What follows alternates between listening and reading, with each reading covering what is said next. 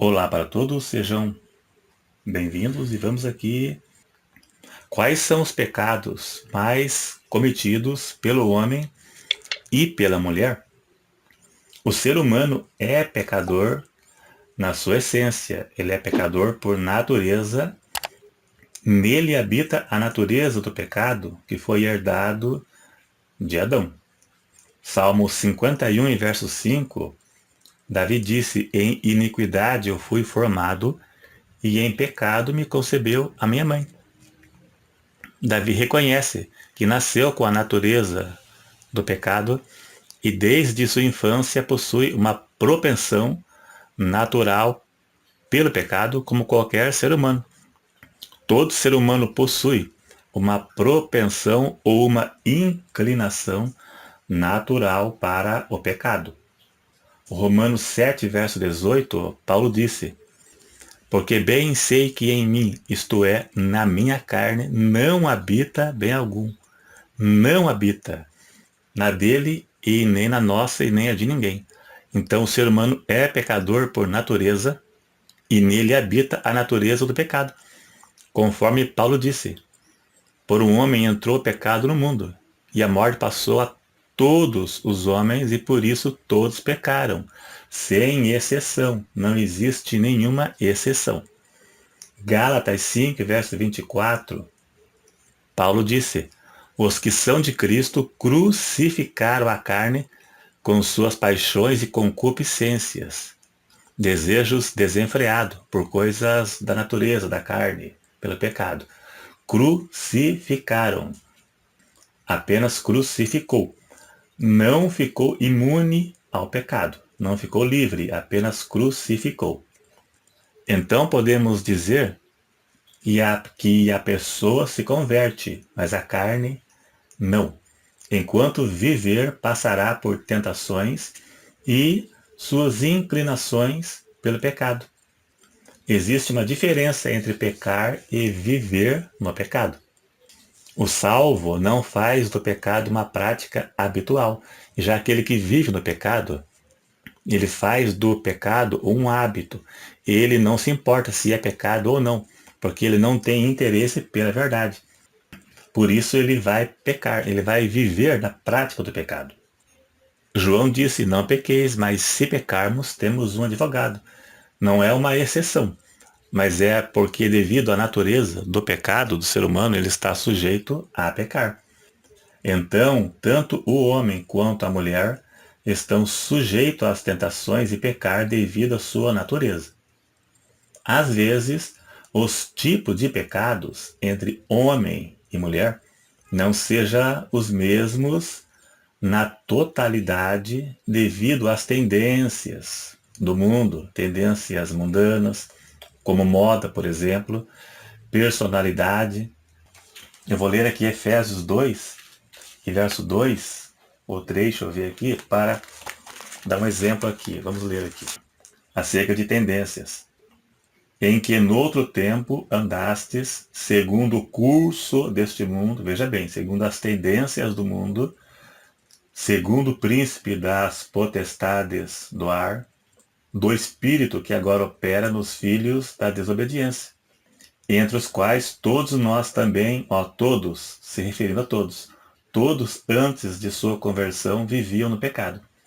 Antes andávamos nos desejos da nossa carne, fazendo a vontade da carne e dos pensamentos. Então é isso aí, o versículo 2 diz: Antes andávamos segundo o curso deste mundo. Conforme o pecado prolifera, aumenta, as pessoas seguem a tendência do mundo. Conforme o liberalismo evoluiu, as pessoas evoluíram juntos, seguindo o curso deste mundo. Eu vou dar um exemplo. Eu vi aqui na internet, o primeiro biquíni, segundo o que eu li, foi inventado em 1946. Não era toda mulher que tinha coragem de usar.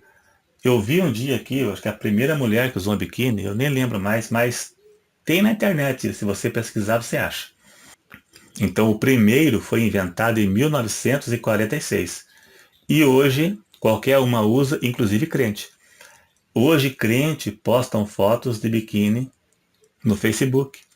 Veja nesses sites de fofoca gospel, pastoras, crentes postando foto aí sensual como algo natural. E as igrejas aceitam como algo natural porque o interesse deles é outro. Então, crentes postam fotos sensuais de biquíni com roupa mostrando o corpo, onde são apoiadas pelas igrejas liberais. Igrejas apóstatas que se apostataram, pelos falsos profetas e pastores mundanos, onde dizem que Deus só quer o coração e não há problema em nada disso, para defender seus interesses pessoais e financeiros.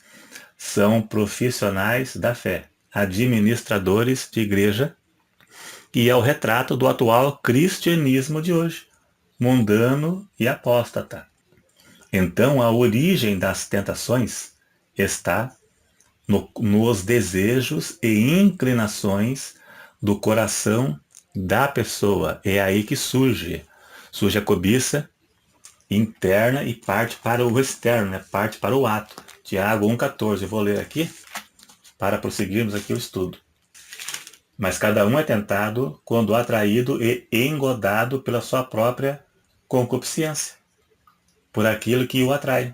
Depois, havendo a concupiscência concebido, dá luz ao pecado, e o pecado, sendo consumado, gera a morte. Então, a tentação, ela provém dos desejos e inclinações do coração da pessoa. Se o desejo não for resistido, levará ao pecado, e depois à morte espiritual e, consequentemente, a condenação eterna, que é o inferno. Homens de Deus, na Bíblia, cometeram pecados da carne, que é o que mais tenta o ser humano. Em relação ao pecado, os mais comuns são cobiça carnal. Jó 31 e verso 1, Jó, ele disse: fiz um concerto com os meus olhos. Como, pois, fixaria em uma virgem? Está aí, ele tinha o pecado da cobiça, do olho, de olhar o que não pode. Ele cobiçava moças novas.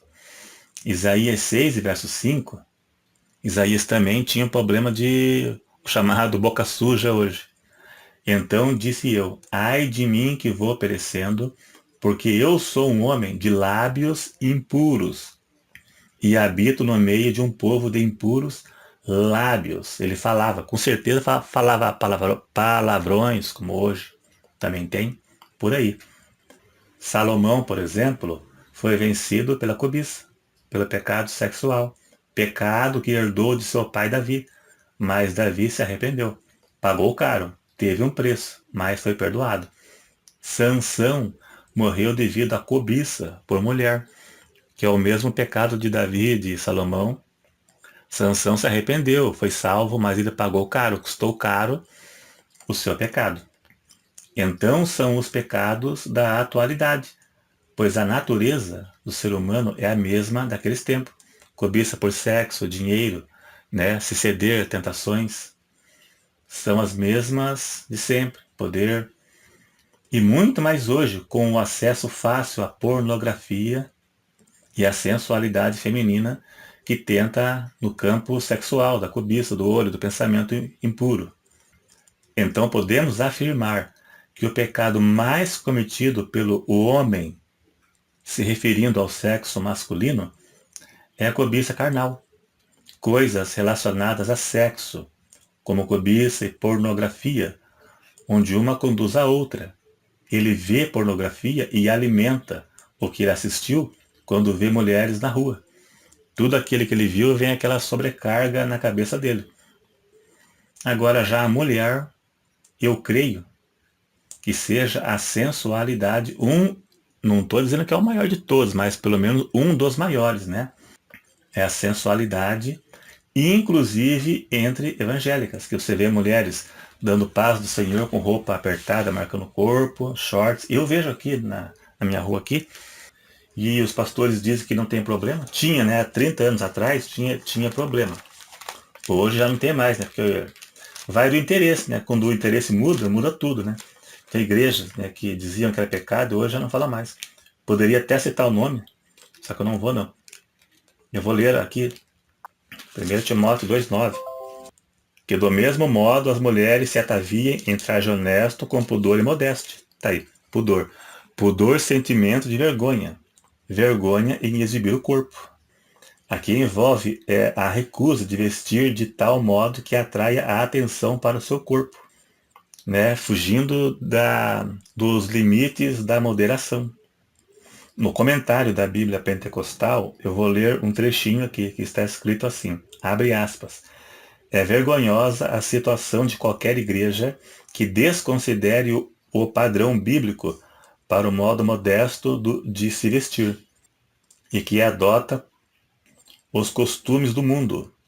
Nestes dias de liberação sexual, a igreja deve comportar-se e vestir-se de modo diferente da sociedade corrupta que repudia e ridiculariza a vontade do Espírito Santo. Fecha aspas. É o comentário da Bíblia, é um trecho do comentário da Bíblia Pentecostal.